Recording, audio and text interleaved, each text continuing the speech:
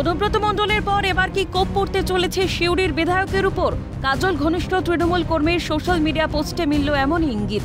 তৃণমূল কর্মীর পোস্টে লেখা, সিউড়ির মানুষের আবেগ বোঝার জন্য ঘরের ছেলেকে ২৬-এর নির্বাচনের টিকিট দেওয়া হোক, না হলে হুঁশিয়ারিও দেওয়া হয়েছে ওই পোস্টে।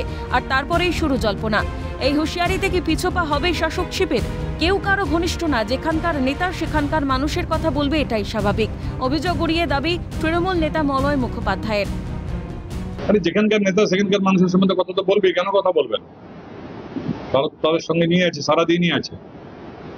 দলকে নিয়ে থাকতে হবে, দলের মানুষের নিয়ে থাকতে হবে, দলের কাজ করতে হবে, মানুষের উন্নয়নের কাজ করতে হবে।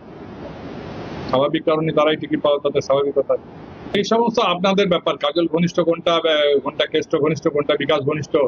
তৃণমূলের সবাই তৃণমূলের সমর্থক, তৃণমূল দল তারা করে, যার যখন নেতৃত্বে তারা থাকে তাদের কথা তারা বলে। আবারও বীরভূমের বুকে তৃণমূলের গোষ্ঠীকন্দল প্রকাশ্যে। যদিও এমন অভিযোগ সামনে এলে কোর কমিটির তরফে যথোপযুক্ত ব্যবস্থা নেওয়া হবে বলে জানিয়েছেন জেলার চেয়ারপারসন আশিস বন্দ্যোপাধ্যায়। এইরকম যদি অভিযোগ আসে এবং কোর কমিটির সামনে আসে, তাহলে কোর কমিটি নিশ্চয়ই সিদ্ধান্ত নেবে। এটা কোর কমিটি মিটিংয়েই আলোচনা হবে, কারণ এটা সিদ্ধান্তটা তো কোর কমিটি। সিউড়ির মানুষের পালস বুঝতে পারবে সিউড়ির ভূমিপুত্ররাই। আর দল সেই জায়গায় বোলপুরের সন্তানকে পদ দিয়েছে, যার জন্য উন্নয়ন থেকে বঞ্চনা। ঘটনা প্রকাশ্যে আসতে অভিযোগ তুলে সড়ক বিরোধী শিবির।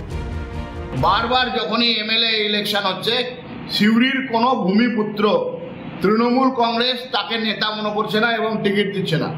স্বাভাবিকভাবেই সিউড়িরও ডেভেলপমেন্ট হয় না, সিউড়ির প্রতি আন্তরিকতা তারা দেখায় না। আর আজকে সেই কারণে তৃণমূলের নিচু স্তরের তৃণমূল কর্মীরা মনে করছে যে সিউড়িতে ভূমিপুত্র প্রার্থী দরকার। আগামী দিনে আরও এটা বৃদ্ধি পাবে।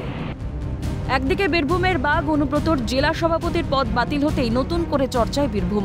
দিন কয়েক কাটতে না কাটতে ফের ফেসবুক পোস্ট ঘিরে শাসক শিবিরের অন্তর্দ্বন্দ্ব নিয়ে জোর জল্পনা। কোন দিকে গড়াচ্ছে জল? ভোলানাথ চক্রবর্তীর রিপোর্ট, ক্যালকাটা নিউজ।